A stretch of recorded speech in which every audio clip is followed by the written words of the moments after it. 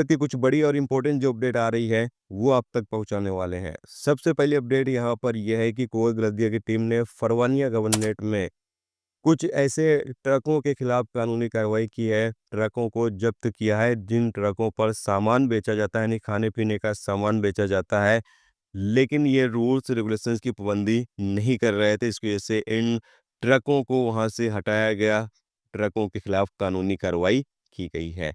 इसके अलावा अगली अपडेट यह है कि कुवैत के अंदर अगर आप गाड़ी चलाते हैं तो अब आपको काफ़ी ज़्यादा सावधानी बरतनी चाहिए।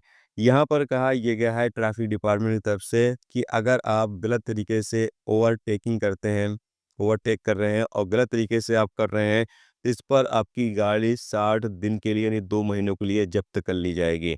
इसी तरीके से अगर आप ट्रैफिक में बाधा डालते हैं, यानी रोड ब्लॉक करते हैं या फिर और भी कुछ इस तरीके से हरकतें आप करते हैं, तो उस सूरत में आपकी जो गाड़ी है वो 2 महीने के लिए जब्त कर ली जाएगी। और अगर बार-बार आप इस तरह के वायलेशन करते हैं, तो इस पर आपको कानूनी कार्रवाई का भी सामना करना पड़ेगा और प्रवासी हुआ तो हो सकता है उसको कुवैत से डिपोर्ट भी कर दिया जाए। तो जितने भी लोग कुवैत के अंदर गाड़ी चलाते हैं, उन लोगों को अब काफ़ी ज़्यादा केयर करनी होगी, जो रूल्स रेगुलेशंस हैं उसकी।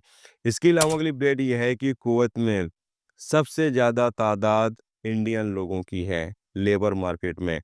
यहाँ पर 2025 का एक आंकड़ा जारी किया गया है जिसमें बताया गया है कि कुवैत के लेबर मार्केट में 2.229 मिलियन लोग काम कर रहे हैं, जिसमें 1.78 मिलियन प्रवासी हैं और 4,48,900 कुवैती नागरिक भी इसमें शामिल हैं। ये डोमेस्टिक वर्करों का डाटा नहीं है, सिर्फ जो प्राइवेट सेक्टर में बंदे काम करते हैं उनका डाटा यहाँ पर बताया गया है।